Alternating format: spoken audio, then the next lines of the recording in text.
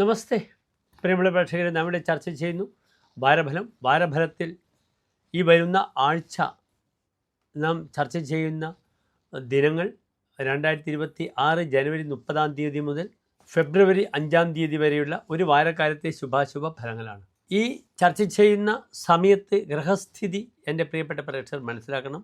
മേടൻ രാശിയിൽ ഗ്രഹങ്ങളില്ല, 2ാം ഭാവത്തിൽ ഇടവത്തിലും ഗ്രഹങ്ങളില്ല, മിഥുനത്തിൽ ചന്ദ്രൻ വ്യാഴത്തോടു കൂടി സ്ഥിതി ചെയ്യുന്നു, 5ാം ഭാവം അതായത് ചിങ്ങത്തിൽ കേതു, മകരത്തിൽ സൂര്യൻ, ചൊവ്വ, ശുക്രൻ, ബുധൻ, കുംഭത്തിൽ രാഹു, മീനത്തിൽ ശനി. ഇവിടെ 3 ഗ്രഹങ്ങൾക്ക് മൗഢ്യം കൊടുത്തിട്ടുണ്ട്. ചൊവ്വ ഉച്ചസ്ഥനായി മകരത്തിൽ നിൽക്കുന്നു, എങ്കിലും ചൊവ്വയ്ക്കും ബുധനും ശുക്രനും മൗഢ്യം കൊടുത്തു സൂര്യൻ. ചന്ദ്രൻ ബലവാനായി വ്യാഴത്തോടുകൂടി യോഗകാരകനായി ഒരു കേസരി യോഗം ചെയ്ത് നിൽക്കുന്നു.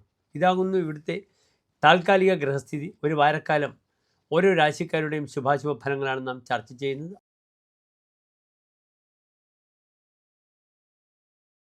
പുണർദം നക്ഷത്രത്തിൻ്റെ അവസാനത്തെ 45 നാഴിക, പൂയം, ആയില്യം നക്ഷത്രങ്ങളിൽ 2.25 നക്ഷത്ര സമൂഹം.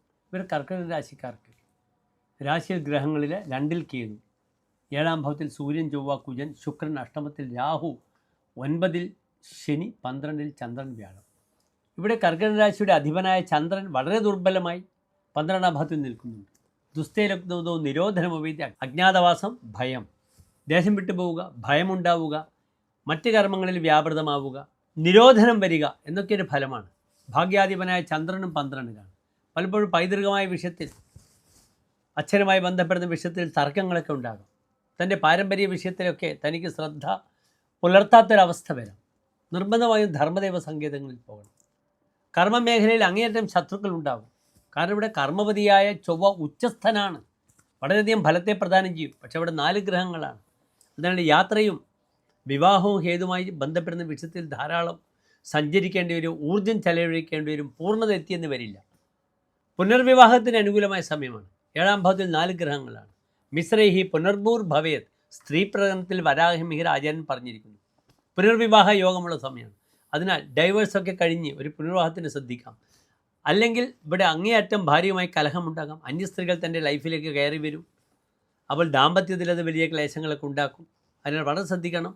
പിരിഞ്ഞ ദമ്പതികൾ ആ പേപ്പേഴ്സൊക്കെ കിട്ടുന്നത് വരെ വിവാഹത്തിലുള്ള ദോഷങ്ങൾ മാറാൻ ശത്രുസംഹാര കുരുതി പുഷ്പാഞ്ജലിയാണ് ചെയ്യുന്നത്. പരസ്പരം അകന്നു പോകട്ടെ. അതല്ല, ഒന്നിക്കാൻ ആഗ്രഹിക്കുന്നവർക്ക് ഐക്യമത്യ അർച്ചന ചെയ്യുക, ദാമ്പത്യം മുട്ടുകയാണ് ഭദ്രകാളി ക്ഷേത്രത്തിൽ. ഇപ്രകാരം ഈ സമയദോഷത്തെ നന്നാക്കി മുന്നോട്ട് പോകാം. രാത്രി യാത്ര വളരെ ശ്രദ്ധിക്കണം. അപകടം വാഹനത്തിലൂടെ വരുന്ന സമയമാണ് കർക്കിടക രാശിക്കാർക്ക്. അതും അഷ്ടമത്തിൽ രാഹുവൊക്കെ ഉണ്ടെങ്കിൽ ചതിയിൽപ്പെടുക യാത്രയിൽ. അതിനാൽ രാത്രികാല യാത്ര വളരെ ശ്രദ്ധിക്കുക, ജാഗ്രത പാലിക്കുക. നന്ദി, നമസ്തേ.